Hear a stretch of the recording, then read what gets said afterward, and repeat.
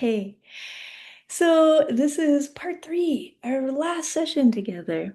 And I'll ask you at the end, this is quick. Do, do you feel like you want more? Would a longer session be better and more supportive? Or is like three quick sessions a really nice way to just jumpstart your practice?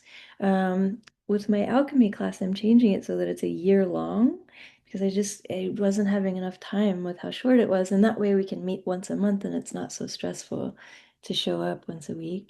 I'm wondering if doing that with tarot initiates would make sense, Yes, please. like Yes, a yes, monthly yes. meeting. I Cool. would Oh, love amazing. that.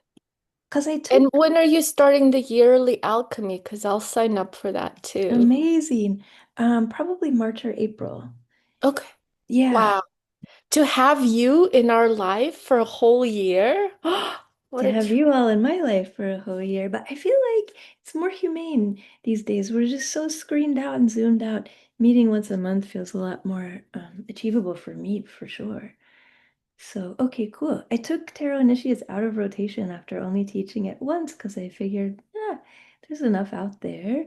Um, But if there's interest, yeah, I'll run this for longer. So you tell me. Okay.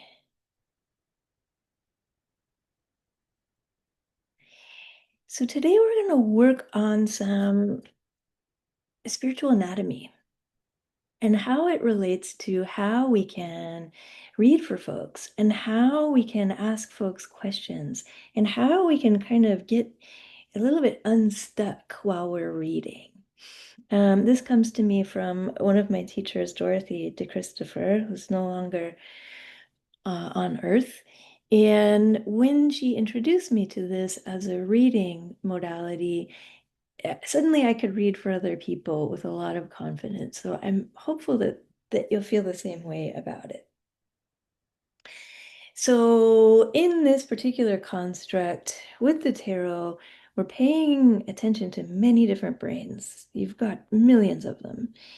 But the three key ones that the tarot can speak directly to is, I'll start from the bottom, the gut brain, which is where the past, the land, the ancestors, the body, root causes of things, um, all of those energies hang out in the gut.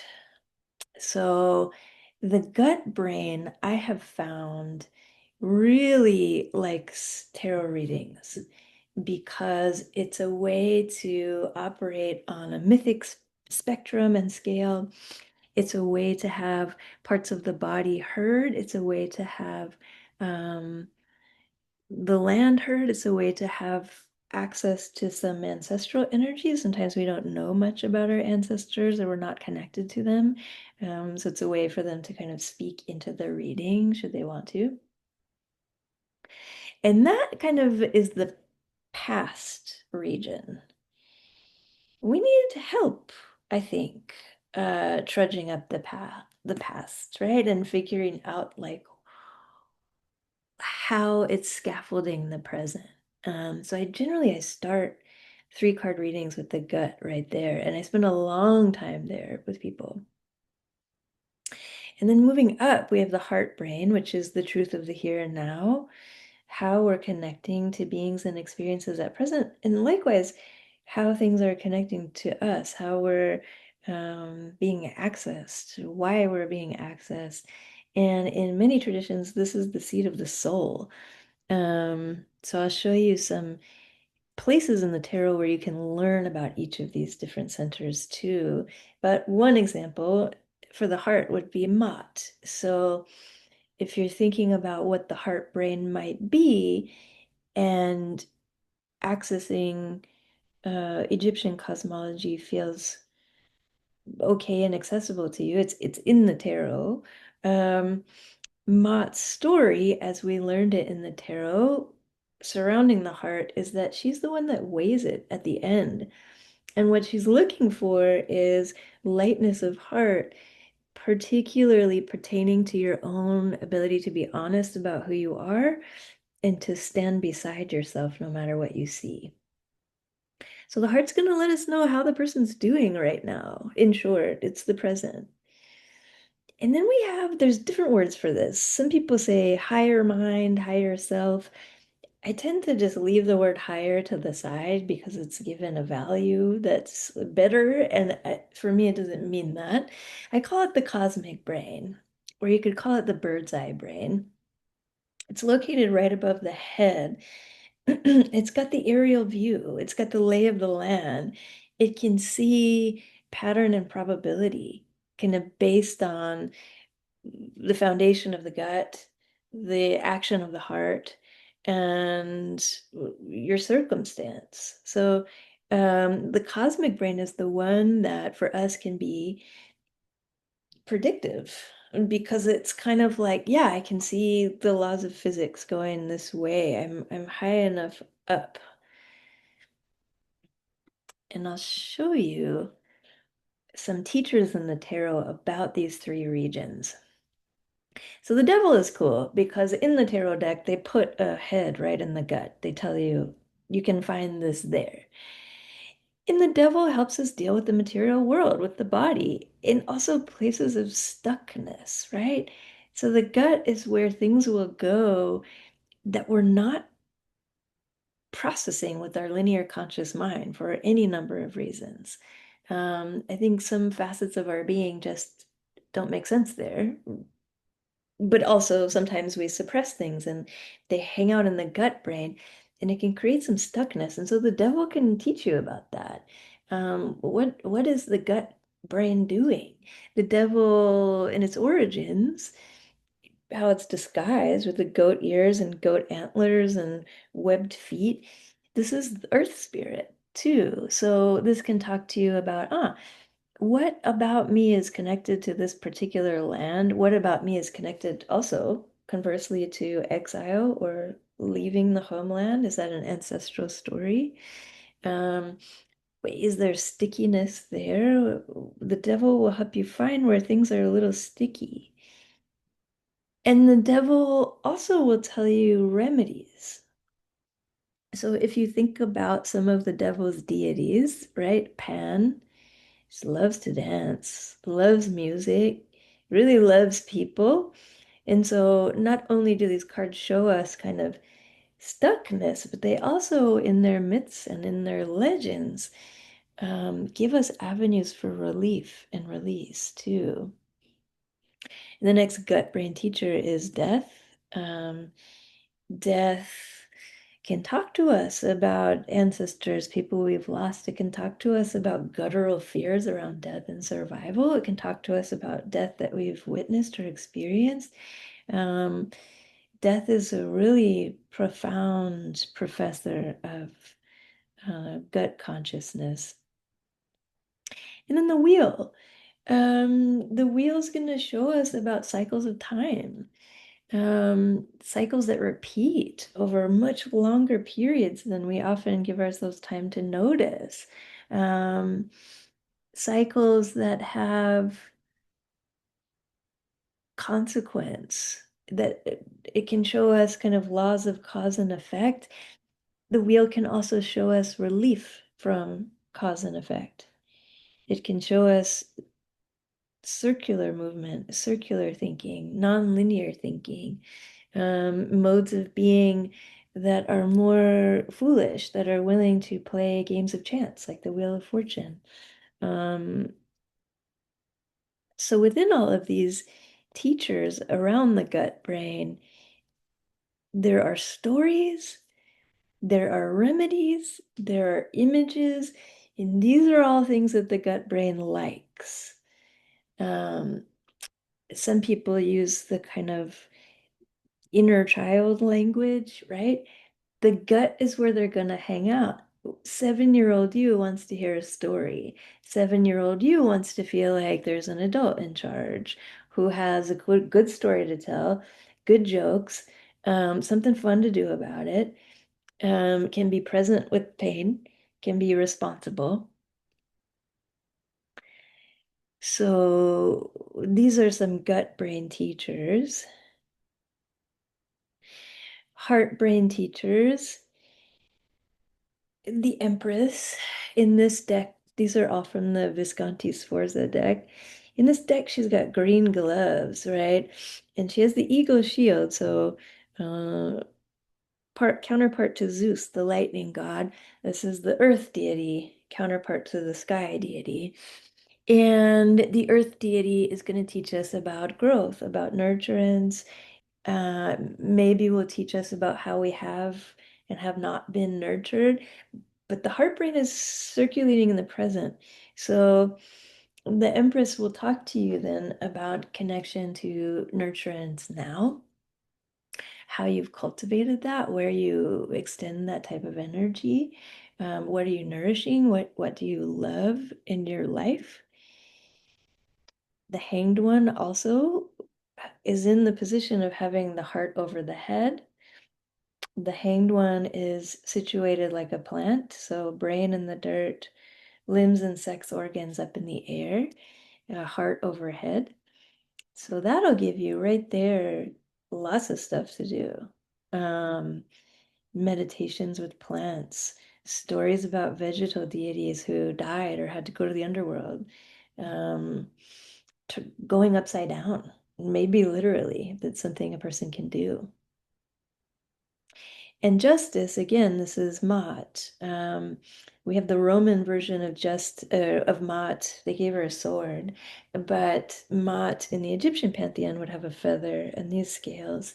And this card will teach you about the heart's commitment to justice on every possible scale imaginable. Your heart is ruled by cycles of justice and balance that hold the natural world together. It's ruled by its justice systems.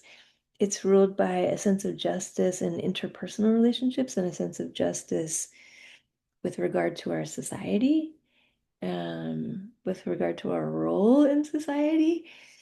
And so all these people in the heart realm can teach you about what that kind of spiritual anatomy is and can do and can talk about. But also, if it's easier, you could think about it as the present. This is the present. This is where I'm at right now. This is what I'm experiencing right now. And then we have the cosmic brain. So any card that's celestial is going to talk to you about the cosmic brain. I pulled the sun in over all the way to the left. In Greek cosmology, Apollo, the sun god, was the ruler of divination. The sun god had the vantage point and the light to be able to see what was happening down on Earth. And because there's a remove, there's a height, there's more clarity. There's less the atmosphere. They're not in it exactly. They're looking at it. So the oracle at Delphi actually was originally dedicated to the earth goddess Gaia, and then as Greek culture became more patriarchal, they invented myths where they slaughtered Gaia's serpent, kicked her out of Delphi, and put Apollo as the leader of divination there. But the sun, in many different contexts, can teach us about the cosmic brain, this ability to really shine a light pretty fearlessly on the lay of the land and look at it. Judgment is at the center. Again, we have a sky god, right? Looking down and talking to us about the stuff of our lives. In this particular Christian spin, the angels and this deity are assessing how the dead have done in their lives and whether or not they'll go to paradise or suffer based on their actions. Um, but judgment can be a really interesting teacher in the tarot, even if we don't have this kind of Christian cosmology, because what do we think creation is? What's that situation? Are we judged by the thing that created us? How are we assessed and by whom? Um, this can give us a lot of clues about how we operate. And of course, lots and lots of stories. And then over on the right, that's the world in this Forza deck. It looks different. But we've got her floating in the sky, looking down on the world. And from that vantage point, she can talk to you about what facets of your own perception have this sort of aerial view. So you'll notice that there's no brain in the head here. And my teacher's assertion was that um, the brain in the head isn't the one asking for a tarot reading. It's the other three. So do with that what you will. For me, the brain in the head is the thing that's talking and navigating and negotiating the whole situation and making sense of it. Um, it's right in the mix. We're just not giving it a reading particularly. So I'm going to step us through many of the stages we looked at last week. So these will be kind of treading over ground you have seen, but adding some extra stuff because this time we're going to look at cards for somebody else. So the steps that I use them if they're useful, throw them out if they're not. One, self-inventory. How am I doing? Where am I? Um, right. We did that at the beginning of class. I'm exhausted. I watched this horrifying movie. Um, could barely sleep. Good to know if you're about to read for somebody. Um, Also good to assess, like, am I in a state of mind that's conducive to this? There's often, because we link capitalism with giving readings, which I also do out of necessity, bills are due. Because we link tarot readings or any other kind of readings with commerce, we can often feel like I have to give a reading because I scheduled it. I have to answer these questions because someone paid for them. But I think the tarot is built to give us freedom. So really, self-inventory is a great place to hang out for a while. How am I doing today? Will it be exciting for me to get out of my own self and talk to somebody about their world? A lot of the time, yes, for me, no matter how I'm feeling. It's always a joy to kind of see um, and hear from other people, but not always. So good to notice. Second thing to do is an opening prayer. And the one I gave us last week was the one from Edgar Fabian Frias, Earth beneath me, sky above me, divine within me, love surround me. Take more time with that one. Really get the solidity of earth, the curve of the sky, the divine within, and the love surrounding put in place in your imagination. Any prayer will do as long as it makes you feel like you're stepping into a holy space. Third thing, offering. Again, that's going to look like whatever you need it to, want it to, have at the ready. Often I'll scatter birdseed in my front yard if I'm going to read for people. I feel like the space where I live likes that in response to that kind of work. You can light a candle. I'll do that one too. You can lay out some wine. You can light some incense. You can ring some bells. If you're doing this on the fly, a little song is a nice offering. Um, a little shiny penny from your pocket at the foot of a tree. It's a really nice offering. The fourth thing we did not go over last time. Can I quickly ask a question? Yes, of course. Yeah. So who are we offering to? Mm-hmm. Is this particular, like a personal deity or ancestors, or there's a tarot deity? Yeah. We talked about that some last time. Um, and it's a great question. It's going to be, because this is a really short class, it's going to be rooted in your own cosmology. So it's worth thinking. And last week's slideshow, when you review it, you'll see it. It's worth spending some time thinking about that. Um, what beings made the situation of the reading possible. For me, I just give them all something. And in my own cosmology, that is going to be the land, the ancestors, my own energy, my own body, the deities that are in my space that I work with. It's for all of them. Um, for people who have, I want to use this word in an open way, more simplicity in their practice. I mean that with no judgment whatsoever. Like, I just want to give an offering of gratitude for the fact that this is happening. Great. If inviting in deities and ancestors and all these entities is not part of your practice, it doesn't need to be. So the offering can also be to the other person, could be to yourself, but I kind of circle everybody up in it. Hopefully that was helpful. But yeah, if there are deities that you like to work with, you might give them a special one that's particular to them. And then the fourth thing for today, just one question.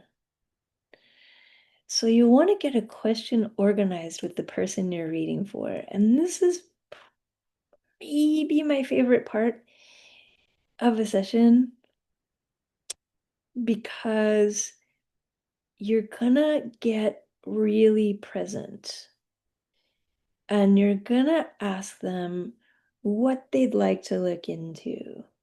If they can't formulate just like a simple question, maybe prompt them to just catch you up on what their life is like right now. And in that will be some place to play. So if it's not quite a question, this is okay. Make sure the framework is there in a way that you can understand it. And make sure you both like the question. So if somebody comes to me and they're like, what do I do? My soulmate just broke up with me. I gotta stop right there because I can't deal with the soulmate question. I don't know what that means. I feel stressed out by that phrasing. So in that instance, I will have to slow down and make sure that we're putting a scaffold around what we're asking for that makes sense to both. Um, so you gotta like the question. And again, you don't have to give a reading and you don't have to answer a question that you don't like. I used to give readings in a shop on Sunset Boulevard in Los Angeles, and people would come in just to kind of heckle me. They'd pay money and come in and say, when am I gonna die? Right? Um, I don't like that question. I won't entertain it. So that's not gonna happen in this group, of course. But for any type of reason. I don't quite understand that, or could you explain that? Or how about this phrase for that? Or would it feel more open or more nurturing or more nourishing for you if we talked about this thing this way? Take time with that because the other thing that happens right there is that you're going to listen to the voice, you're going to listen to the body. You're going to listen to word choice and word emphasis. You're going to listen to the breath. You're going to look at what's happening with the body and you're going to see what the hands are doing. It's really so beautiful when you set up a space that feels welcoming. And it doesn't always happen, and it doesn't mean that you're not setting up a welcoming space. Sometimes people remain tense, but if people relax a little bit, even if they don't, their hands will point at stuff while they're talking. Um, an example that happens a lot is people will go like this when they're talking about something that's like actually a pain in the neck. Or um, I had someone come to see me and she desperately wanted to be in a relationship, hadn't been in one. She kept covering the chest and pushing herself back. And so I just noticed it. Something happened. We're pushed back. I don't know what yet, but there's this body wants me to know about that. the voice is really important. So we can tell where a voice is sitting. And my voice will tend to be all the way up here. That says something about where I'm at when I'm talking to you. If my voice is down here, this says something about am I I'm in the body right there. I don't tend to talk that way, and that's information. Words are fascinating. So I'm gonna have you all try a thing. But if someone says, I'd really love to create some freedom and some opening around the idea of money, you'll notice they said freedom and opening. Oh, that's weird. What's that? You don't even have to ask, just notice this interesting expression. And then you could say, will you say the word money for me 3 times? Then you'll hear how they chew on that word with their body, and you can listen together. Huh, money, money, money. You're kind of half-assing that when you say that out loud. I'm talking to myself right now. What's the deal with that? Is this really what you want to talk about? Um, why is there so little energy around that? Why does the syllable drop at the end? So now, obviously, when someone comes and they're presenting you with the question, you're not going to sit there and be like, "Oh, your hand touched your forehead, your voice is all," you won't like point out a person's body, but you just notice it because it's going to talk to you more, actually. That's the gut brain talking to you. So this question framing is very helpful. A person that I love to go to for readings is Asher Hartman, who's in LA. He doesn't use tarot, but he'll often do this thing, and I was taught to do this too, where you get to some subject that feels sticky, and he'll ask you, say this word 3 times, say the word sex 3 times, and you go, oh, sex, sex, sex. And then he goes, uh-huh. And then you sit there and go, yeah, I heard it too. It's really can be really inviting to do that with someone. So that's all before you've even turned a card over.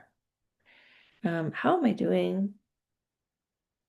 What kind of space can I hold? Opening prayer, offering. Get the question organized.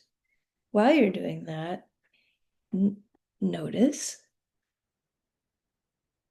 shuffle the deck. So we talked about that last time. And someone asked, why do you cut your deck in 3? This is why. Because it's a pile for each brain that I want to talk to.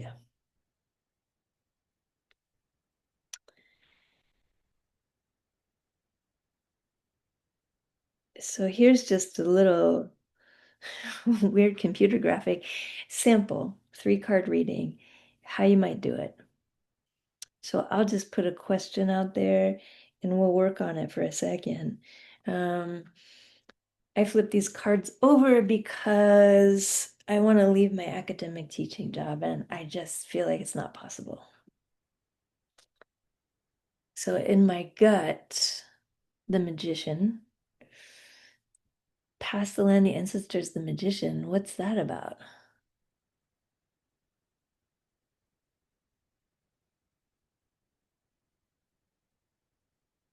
If I'm doing self-analysis, I would think, well, you make your living as a magician, you don't need that shit. But also, um, are there magicians past that you could connect to help power you up? Magicians in the lineage, people in the lineage who don't like magicians. I mean, that one's kind of on the nose because it's what I do for work, right? What are some symbols, tools, rituals, stories I can see in the magician? There's something that looks like a tongue coming out of this bag. Do I need to announce myself as a magician in some way to get out of this institutional framework? Do I need to practice faith. That's the thing that magicians do. They believe in things they can't see yet.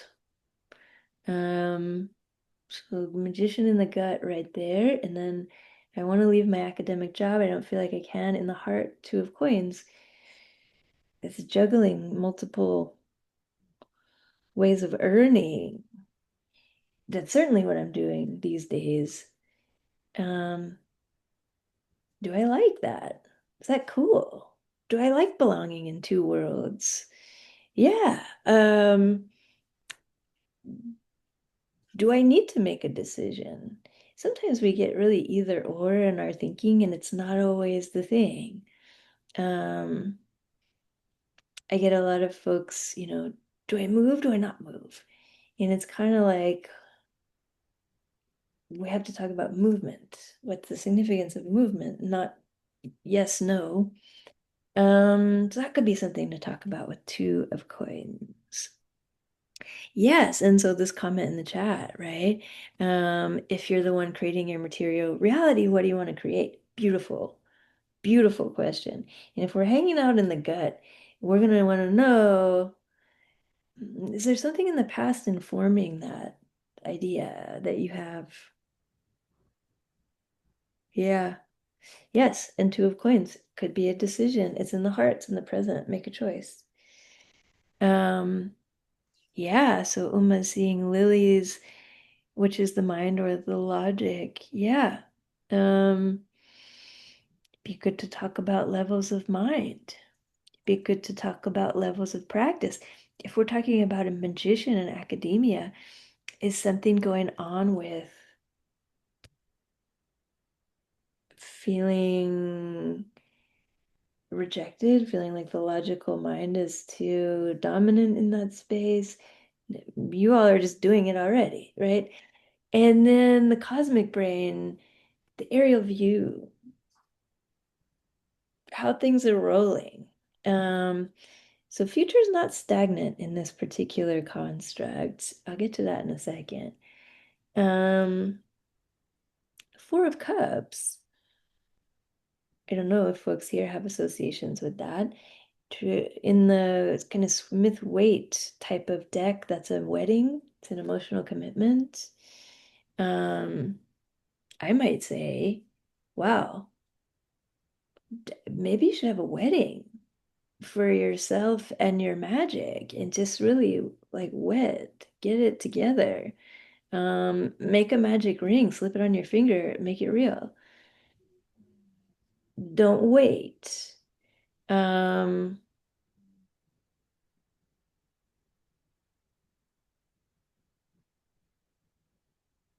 so when you put the three together, the gut, the magician, the heart, the two of coins, the cosmic brain, four of cups, it's possible that a commitment needs to be made to a particular form of practice. It's possible that this person, myself, actually likes being of two worlds, that there's some kind of trickster energy that's satisfying about that, um, or not. These would be good questions to ask since that two is circulating so prominently at the center there. Yeah, you're gonna say something. Yeah. Yeah, it makes me think too about what you're saying about how instead of seeking for like an either or answer and being more curious about that gray area, is like in being the magician, creating your material reality, how to allow for that balance of the two seemingly disparate parts. And I love that idea of the wedding because you're making a commitment, but I feel like, even in a wedding, like you're making a commitment to an individual, but it's also like you do it in community, you do it in the Right. context of this much richer tapestry and like being witnessed not just within that one union, but like what you're committing to in general. So Yeah. yeah, I like that potential of holding the two and learning how to commit to them without omitting some other. Yeah.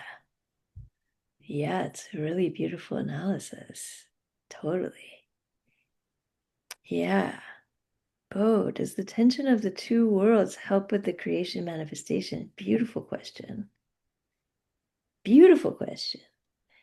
The phallic tools on the magician's table, I think those are two knives.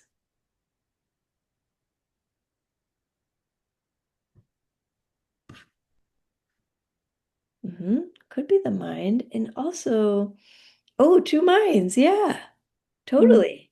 And two cups, two hearts. So then if you're focused on that as a reader, you might ask the person if they've experienced splitting in their past. Parents split, people splitting, big splits.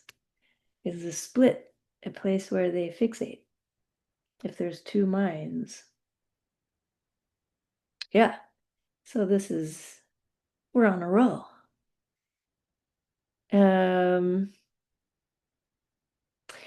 Linda Montano is one of my dear teachers, and one time we were hanging out. I was doing a residency in the space she used to live in. We were hanging out, and I was like, Linda, I just keep moving back and forth between the East Coast and the West Coast. She called me later, and she's like, I have to come over, and we're gonna lay in some lazy boy chairs, and we're gonna meditate on that together because I think you keep reenacting your parents splitting up. You don't need to be splitting. She really like fixated on it. So yeah, it's kind of whatever you hear, wherever your eye or your mind goes, there's so much conversation to be had. And you all are already kind of just taking to it. I know many of you have your own practices already. What are we doing here? Sounds like you already know. I think one of the things I really focus on is cultivating more freedom. What looking at the gut, the heart, and the cosmic mind can do is to show you where you've you've been held either by circumstance or internalized response to circumstance or um, whatever. Like, how can this session create more expansion? Or my teacher, one of them, the tarot is the tool that you use to help the soul become gold. So for her to use a tarot spread to just lay it down flat and you don't do anything and you don't have a ritual and you don't move the cards around, she would change cards with people. So if there was a card there and you're both just like, ugh, ugh, um, she would swap it out and talk to you about feeling swapping the card out. Um, really as a way to kind of give you that sense of, ah, I'm not stuck. And following on the heels of that, maybe all three of these things are saying the same thing, but it will open up pathways that dehabituate. So we all have habitual ways of dealing with things. Our mind makes shortcuts so it can do the busy work of pumping blood around and sending signals all over our bodies. We have shortcuts, we have shortcut responses to things, and the tarot can help us locate ones that are not helping us out. Um,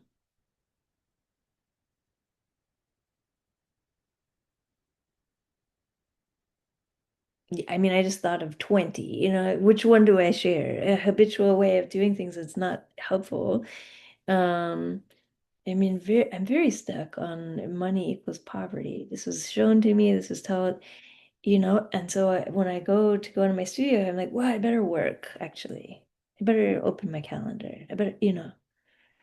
So tarot, not just by reflecting it to us, but by showing us stories, by talking to these three minds, by giving us ritual and mythic things to do about it, can dehabituate that. And so if that was a thing going on for someone who came to see me, I would say, well, what are we going to do to make going to your art studio about prosperity? I've had people gold leaf the bottoms of their sneakers when they go for a run, all kinds of things. Wearing different underwear colors to signify certain things. I think the real joy in tarot is the storytelling and this is what I see in your genius. This is what I see in the kind of beauty and complexity of your expression. And this is what I think you can do to kind of get things moving in this way.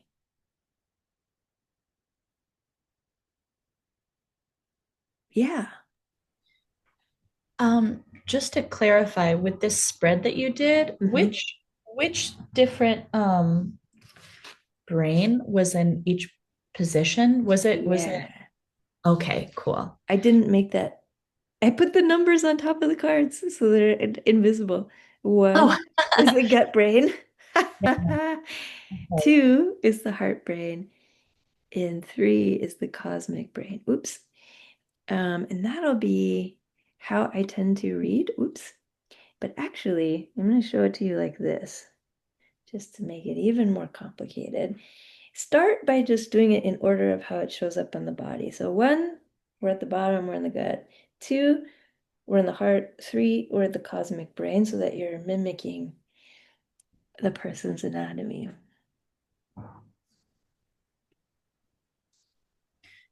Do you have any I guess I'm wondering if there's like even more of an extension of each position. Like, do you also think of it as like past, present, future, or is it really Yeah. just like associated with each of those brains? Yeah, each brain has a location in time, sort of. Gut brain is past, heart Mhm. is the present, cosmic brain is future probability, pattern and probability. Um, Often the cosmic brain card is one that I'll work with people to kind of swap out sometimes. If we're like, oh, does this pattern and probability feel like same old shit? Do we want something new? Or there's no bad cards in here. Sometimes we see something in the tarot and we're like, yeah, I knew it. This is a little bit of a fire that I gotta walk through. And that's okay. That's also how you make gold, right? Yeah, something I was thinking about, I really like this, like the gut, the heart, and the cosmic. And I was thinking about things that maybe like struggles in my life or in other people's lives, and how there's like more superficial things, like a situation I was in or something that kind of passes, and then how there's struggles that just feel like, oh, this will just be with me like through my life. Like, Yeah. this is like in my lineage and I think I'm gonna have to be okay with like struggling with this. And I Mhm. like thinking about that in terms of these categories as well. That's really cool. Yeah, that's so nicely said. Yeah, I mean, some of these things that we're handed, those are our thing. That's our thing that we're working with. I love the way you said that. Yeah.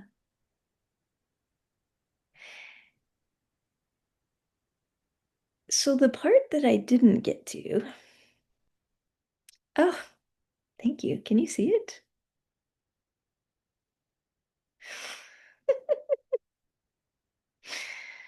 Thought I was sharing in a window.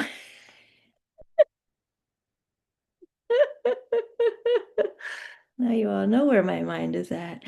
Okay. I do too.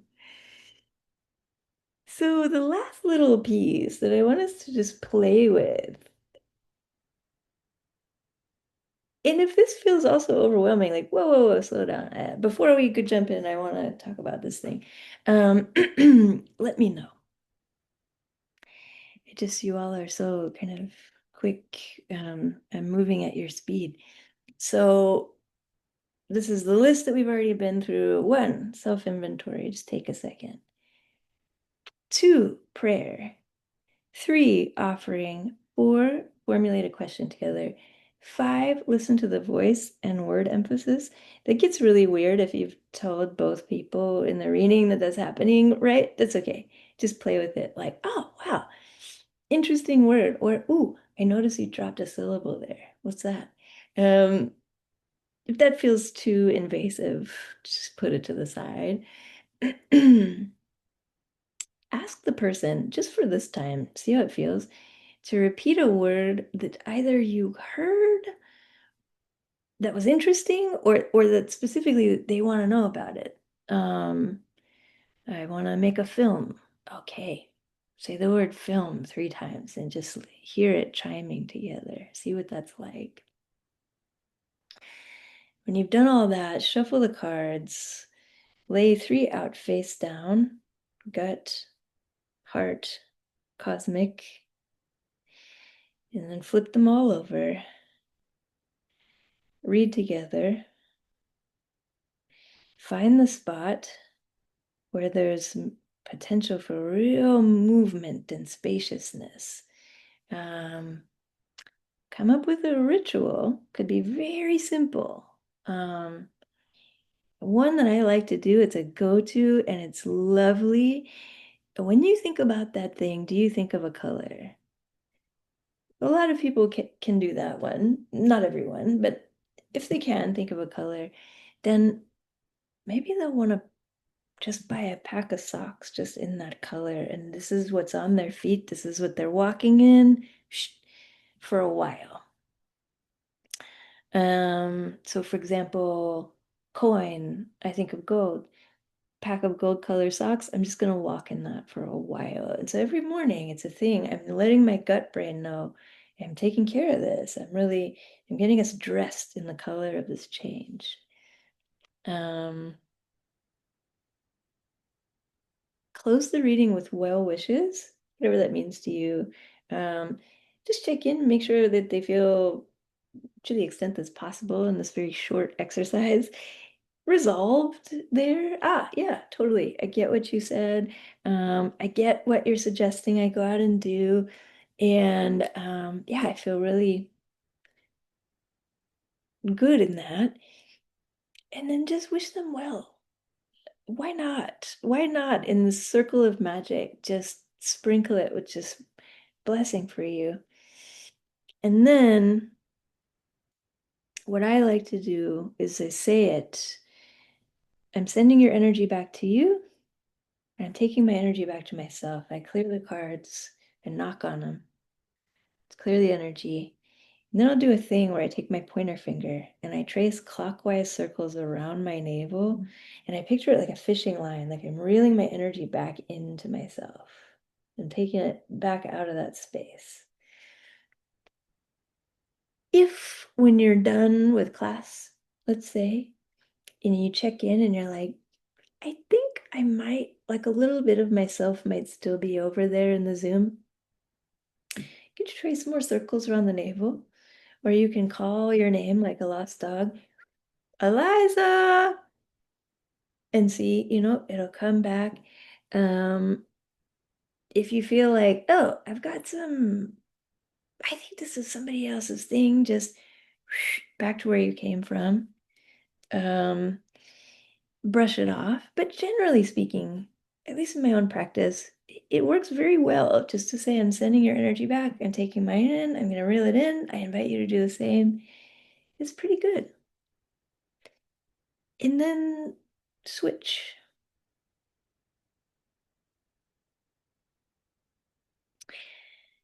So how do we feel about, it's 1 EST. Oh, we have a half an hour. I'll break us up into groups of, it was an even number, but I'm not sure if it still is. 2, if not 2, then 3. And we take until 30 past the hour. So it'd be like maybe 10 minutes each way with some breaks and some whatever you need. Does that sound doable? Would you like it if I put all those steps back up on the screen? Yeah, okay. Let me do that. Wait, actually.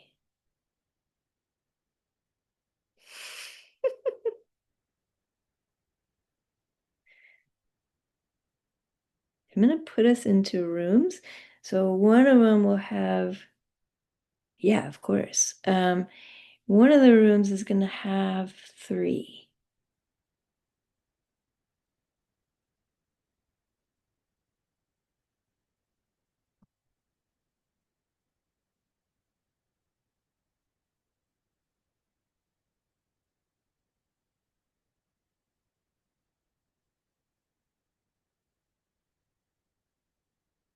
I'm not sure how to do the thing where I don't include myself in this. Well, let's see what happens. Oh, I did it. Amazing. So I'm gonna throw us all out into rooms. I know some people are taking breaks for a second. We'll get back together at 30 past the hour. Hopefully that's enough time. If you don't have time to do all of the exchanges, you can just coordinate to do it later. Okay, and I'll put that thing back up on the screen.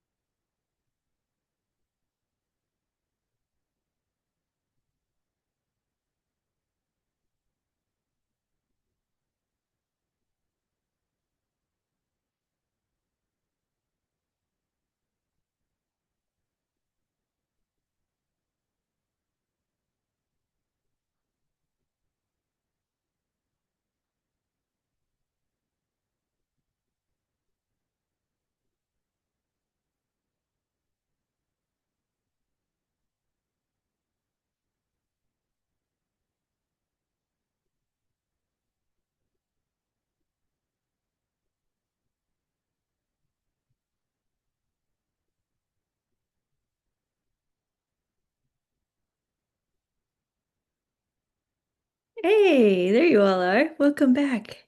How did it go? Really enjoyed that. Cool. Yeah, reading over Zoom feels challenging, just like a whole other thing to navigate. And I Yeah. feel like, yeah, I kind of found this moment of being like, wow, okay, I like need to connect with this person and like do all these things to be present, but I felt very aware of like the screen and like how to share visuals. So that aspect felt challenging. Yeah, totally. Yeah. So I actually only do readings on Zoom now, and I've learned to like it more. Hmm. Um,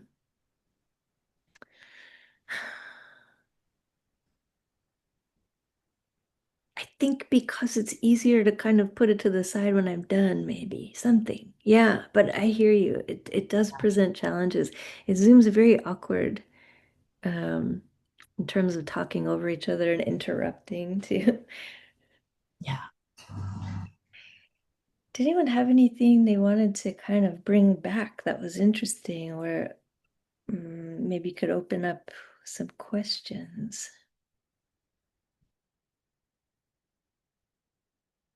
I really enjoyed it too. And yeah, it was so beautiful to see how quickly it can unfold. And like, it's safe to practice with strangers, it's safe to practice on Zoom. And I think a theme that I've been really feeling this week is just to lean into the trust that when we approach spirit, spirit never not talks back.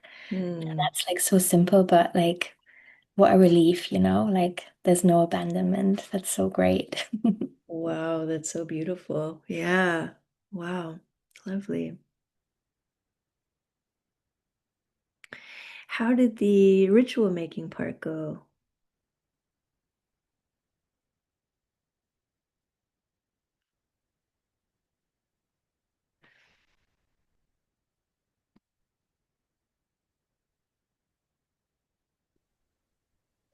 I have this urge to fill silences Hmm. because I'm an awkward, like spectrumy type person.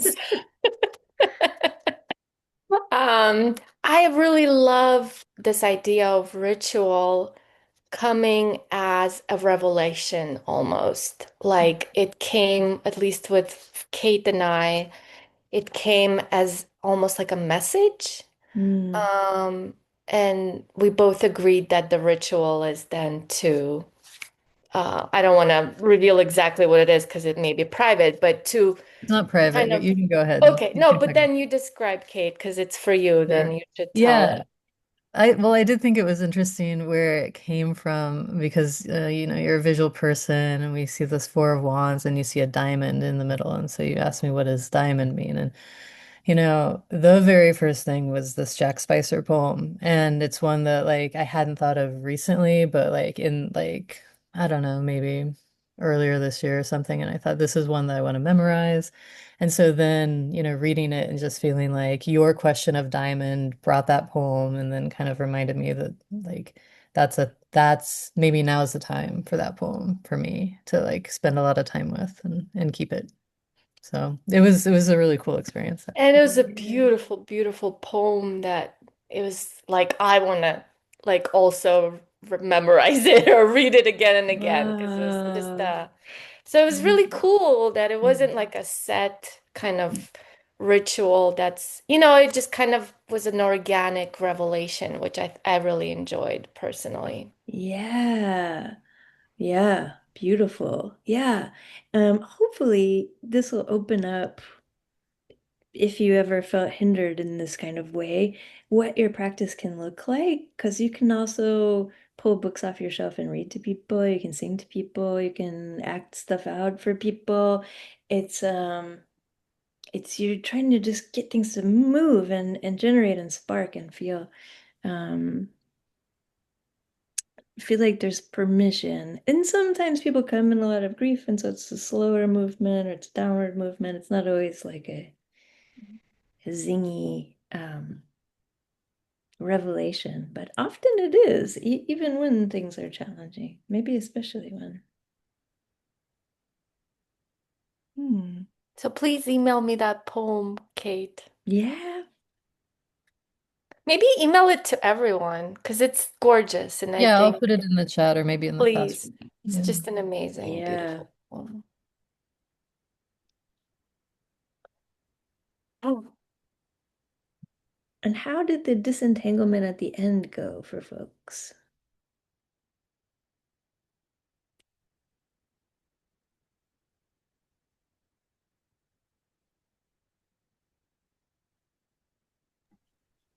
I'll speak again. I really loved learning about the knocking on the deck and circling the navel and speaking to like sending the energy back because I think, something I like have come to learn more the longer that I've been alive is like a sense of porousness about emotional exchanges and Mm-hmm. just actually having tools to turn it off or like be boundaried felt incredibly helpful. And so Yeah.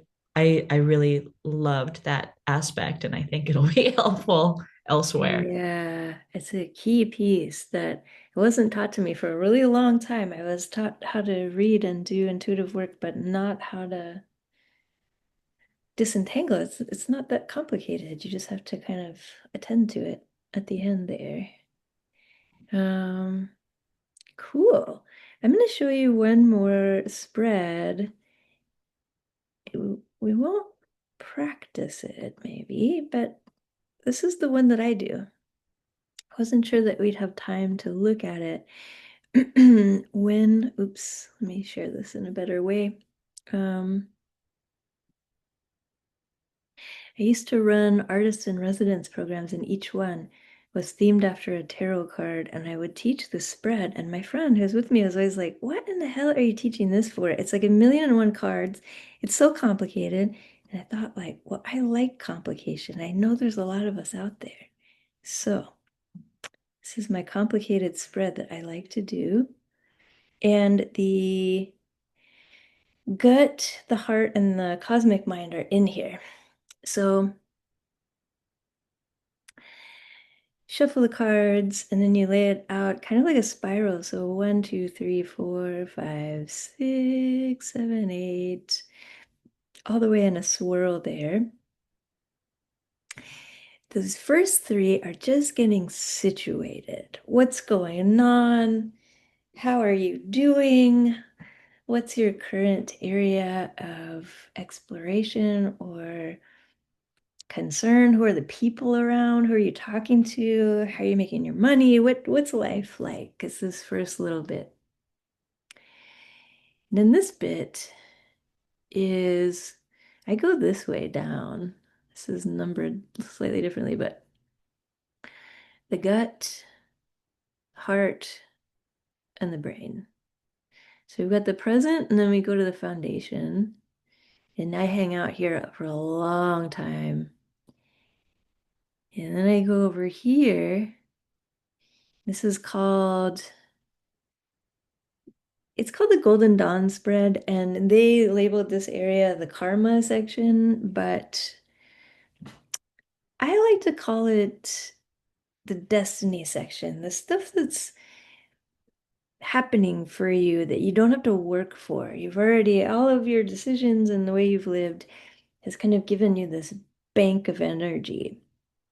So if it's something like that seems not desirable, then it would be about a release from that. Or if it's something that's really lovely, it's like, oh yeah, you've already done the work. Like you can just whew, really feel this here. So I think of the karmic factors as things you don't have to work for. You've already set them in motion. And if I give an hour reading, 45 minutes right there. And then just at the end, it's kind of how things are unfolding. And by the time we've kind of worked our way through the brains and the karmic cycles and the present, we've got a really clear idea about what the wind under this person's wings is colored by. And then I used this last 15 minutes just to help us both kind of set sail out of the session. This is a natural unfolding. These top 6 cards will be the place where I'll swap cards out with people. Our foundations, our pasts, they're the way that they are, but how they spiral outward into future action, I think we have a lot of magic around, particularly with the tarot. In fact, I was taught by one person to not end a reading without swapping out a card or adding to one, just to show the parts of the being that are quite visual that the change happened. And so when you deal with tarot, you deal with all these other dimensions of a person. You deal with the parts of them that are nonverbal, the parts of them that are image-based, the parts of them that are screaming. There's just so much variety inside of a person. And so tarot is really inviting all of those facets of self that we don't give space to the party. And I think of this reading as kind of just waltzing around with all these facets of a person's being. Sounds like you all are into it already, but it might be useful to add that it can be useful to spend time thinking about language that corrals and confines and language that opens up. Both are useful. But language that corrals and confines would tend to be language that assigns a value to something. In language that opens up would tend to be language that's like, I'm seeing this thing. What do we think about it? Where do we want to go with it? Not this is bad, this is wrong, this is suffering, this is so I tend to try to, even as I'm describing things that are challenging, our lives are challenging, not assign a hard value to the thing unless the person wants to. This is bad. This is really shitty. I hated this. I felt really stuck. This person sucked. I feel really dragged down by my ex, 12 years later. I mean, all of that's really real. But I wait. I don't assign that to things that I see. I wait for the person to do that. And even then, sometimes we'll negotiate. So this spread is in the handbook, which you can just print out, and it has all the sections described if it's something that you want to practice with or play with in your own time and space. I wanted to introduce it because it sounds like so many people here are just really adept to a lot of nimble thinking. And sometimes this spread can be useful for minds like that. For other folks, the 3 card, that's the gold. So you can stay there.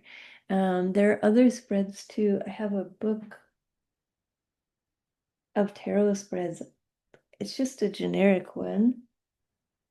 I'm looking at it. It's called The Complete Book of Tarot Spreads. I'll add it to the bibliography. Make your own. Experiment with spreads. The gut, the heart, and the cosmic is my go-to. And this one, the Golden Dawn, is if I'm working with someone, what I will put on the table between us, even if it's a short reading. Because also, I think there's some liberation in having 5 places to go. If you're getting like stuck in a whirlpool somewhere, just move. There's some joy in having all these cards to look at.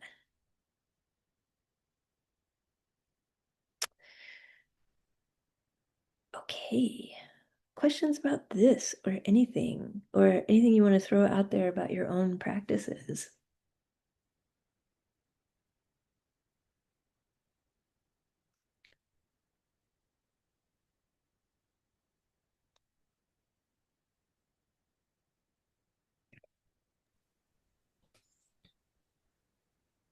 Um, feel free to just jump in and throw stuff, unmute yourself, throw stuff in the chat whenever you want to. The way that this was built back in 2020 was this was it. I would just talk to you these 3 times, and then there's the workbook, and in the back, there's a suggestion for how to set up reading logs if that's something that would help your practice. Suggestion was to do 100 readings, 30 for free, 30 by donation, and 30 for a set fee. The reason for that setup was that at the time, people were coming really wanting to learn this as a trade. And I found that it was really valuable in my own learning curve to see what it felt like to do all 3 of those things, to not take money, to ask for a donation, and to have a fixed fee, just to notice what it does to my own expectations of my work. A really useful thing can be, and I'll put this in the bibliography too. I'm going to do notes on the side here, is to read what the oracles at Delphi sounded like. They weren't using tarot cards, but people would come from all over, kings, and there would be someone sitting on a tripod going into a trance, and you would approach this person and say, should I start a war with this other town? And the oracle at Delphi might say something like, a shark bites its own back, go. And you just spent a month walking there. You gave all your gold to this treasury, and that's what you got. And this changed the shape of the world. So the oracular space is poetic space. We don't have to be palatable. We don't have to make linear sense. We want to be kind and nurturing in these spaces, of course, but I found that playing around with capitalism and its connection to my practice was useful because I was putting expectations on myself that were actually not only not interesting, but actually just sucking the joy out of this really joyful act. So those are all suggestions, and I know many of you here already have these practices going. There's also suggestions for how to set up a tarot log to just kind of learn or relearn the symbolism in that workbook. And then if you want, we can also meet one-on-one and troubleshoot your practice. And this can look different. You can pull cards for me and we can talk about how it's going, or the other way around. Or if you want to bring in case studies, and then we can talk through them. That's available to you, and the link is in the classroom for that. None of this stuff is a requirement. And then the last piece that I set up for folks, like we started doing these in 2018, these tarot-thons, but I set it up connected to tarot initiates because essentially we just pick a place we want to send the funds to, figure out best places to send these funds towards whatever thing. And then a ton of us get together and Tarot-thon live was happening. Then it got shut down during the pandemic. Then it was online. So essentially how they've worked is I've made a flyer, had a sign-up sheet. If you want to offer a couple readings to your audience to raise funds, it can be a way to kind of knock those free readings out of the way. It can be a way to introduce your people to the fact that you have this practice. Some people haven't done that yet, and doing it in the form of service can feel like a really nice way to introduce your practice. It's also, I think, really essential to root our practice in service as often as we can. So that can be a way. So I was thinking of doing, and if no one here has capacity or desire to participate, it's okay. I'll just open it up to the public. But I was thinking of doing a tarot-thon the first week of December. I need some time off, but first week of December, I guess my questions for you all would be, is anyone here interested in tarot-thoning, in offering a couple of readings and sending the funds. Yeah. Okay, great. Is there any place you'd want to send them to? The last couple ones we did, we could replicate. There was a Tarot-thon for trans rights. People gave me counsel on where to send those kinds of funds. And we did one that was for migrants, so giving donations for legal funds and material support for people who've been impacted by ICE. But I mean, infinite array. I participated in one for Gaza recently where the organizers were sending money directly to people in Gaza, but I'm not sure I would know how to orchestrate that exactly. But just out of curiosity, for those that want to participate, do you have a strong feeling about where you'd like to direct funds? Or would you be happier if I just chose it? Jamaica. Yeah, we can do that. Yep. Yeah, I mean, there's Yeah. so many places that are in need. So yeah, trust your judgment, or if we want to vote. Yeah. Um, we can put that in the classroom too, because I know people couldn't make it live, but maybe they'll have some sense of what they want to do. I'll do some research about the best way to do that, because sometimes with these tarot-thons too, another obstacle that I have in organizing is that the agencies set up to collect relief funds are not great. So I don't always know like where to send relief funding.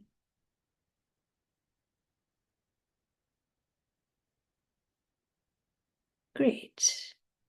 So what I'll do then is just shoot an email out to folks, see if you all want to participate, can start a conversation in the classroom. If you want to continue working together or having study groups or exchanging readings, you can orchestrate that in the classroom. That's going to stay up as well as all the videos. So, yeah.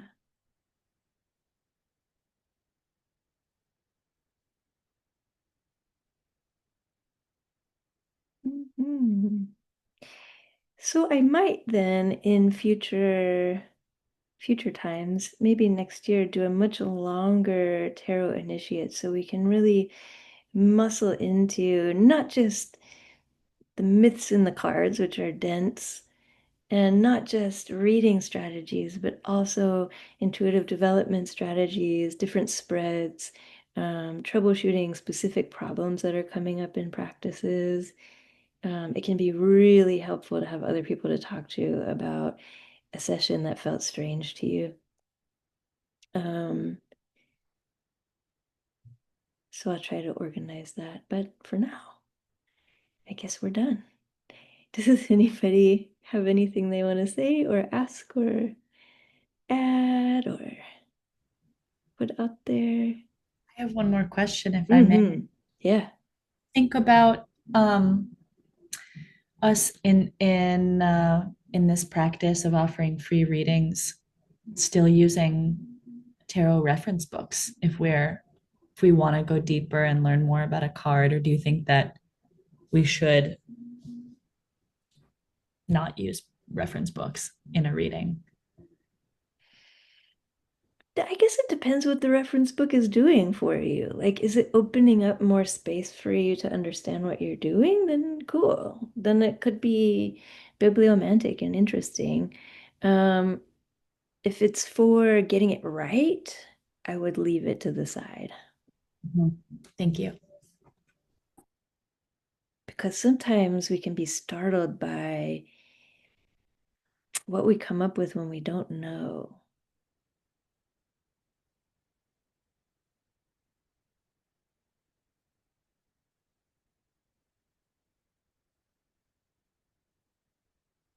What happens if someone comes to you for a reading and you say, God, I have no idea. I don't even know what these cards, I don't even know what this is.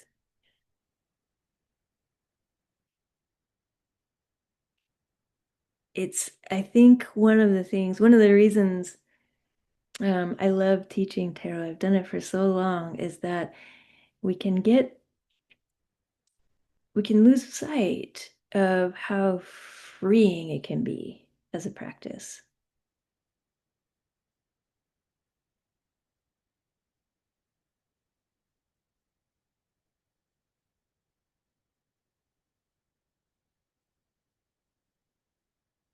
Yeah, I mean, it's really interesting. Something I was experiencing, I've given myself a lot more readings than I've given other people. And when I have given other people readings, it's people I have context for, but it is really interesting how like intuition plays a part because yeah, like when we were giving readings in the break-off groups, I found myself just like saying things and I'm like, oh, I have no, like, why would I say that? Like that I have no idea what this means to this person, whereas I don't think that way when I give readings to myself. And I am interested in like the line between intuition and maybe my own personal like beliefs. And I was thinking about that.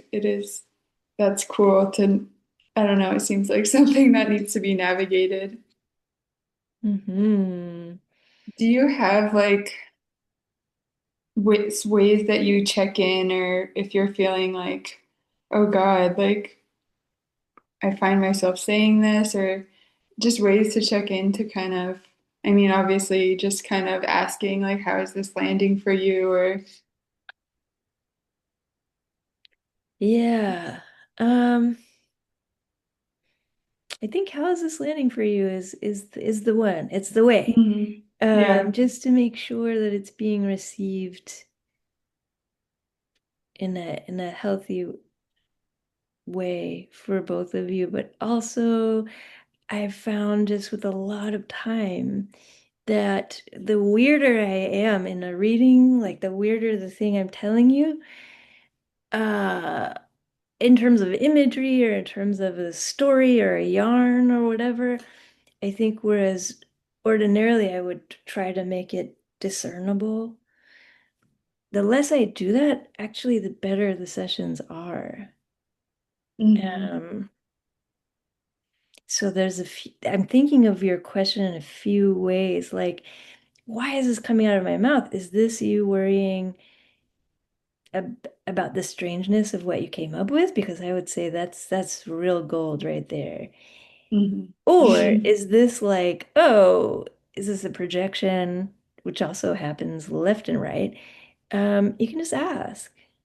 Hmm. Oh yeah. Yeah,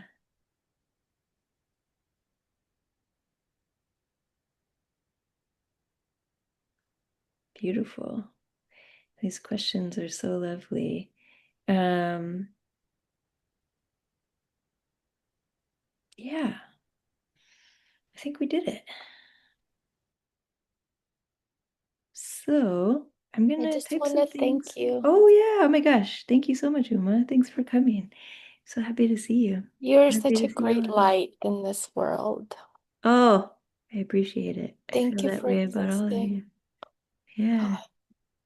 It's been so intense, Hmm. just our society and the world in general, that like it feels extra special when you like connect with people who mean well, genuinely. I don't know, like sometimes I'm just like, are there really that many fucking evil people in the world? Like, so like I'm kind of like in awe every day. So to like be around people that are just n nice and mean well, it's special. Yeah, it's special to end up in these spaces. If we think about the things that bring us here, it's kind of wild how these tendrils of connection and possibility. You're right, it's a good reminder that actually these people causing harm have billions of dollars, but there's not that many of them. There's like way more really I interesting know, people. like There's Yeah. literally like you could put them all in one room and then just blow it up. No, just kidding. Like threatening violence against violent people, but literally it's not like there aren't that many, and yet we're all so bothered by them. It's just Hmm. Hmm. I'm glad you're bringing this in because also my teacher, we've just talked together about reading for ourselves and reading for maybe one other person. But my teacher would say that it's also important because of the change work that's possible with tarot, that people in divination circles get together and read about and make shifts and do bigger rituals on behalf of the whole. Um, I so this would is really something, love to do that. If anybody wants to jo like start like a group ritual or reading for like poverty-stricken people in the United States who are about to lose food stamps. Like, well, actually, they have. Today is the first day, so like for a lot of people, they're basically losing food and access to food. So, yeah, um, I don't yeah, know. It's just it's the stakes are just so high and so intense. Like, I don't know. yeah. It's not like all this fascism and talk of it, it's not metaphorical anymore, you know? Hmm. Yeah. So this would be a moment where practices like these would be put to work in larger numbers because as you named, there's a lot more of us than them. Um, it's tricky now. My friend Edgar and I used to do a series called Tactical Magic, where we would teach magical strategies for resistance. And now we met up the other day and we are both like, we would never advertise that now. Not in a million years. It's just everything is so hyper surveilled. Yeah. So figuring out ways to meet that feel safe and grounded and secure is also a thing to think about these days. But doing this kind of work together on behalf of our planet is really essential too. So I'm glad you brought that up. Please, if anybody organizes or starts something, please include me and I'm happy to start something too. And if anybody I will put my info in the classroom. I would love to do something together. Cool. Amazing. Okay. On those rousing notes, I'm going to bid you all good day. And I'll be in touch soon about tarot thonning if anyone wants to jump in. No pressure to do that. And reach out anytime with anything. Thank you so Ciao much. for now. Bye, Thanks, everybody. Emma. Thank you.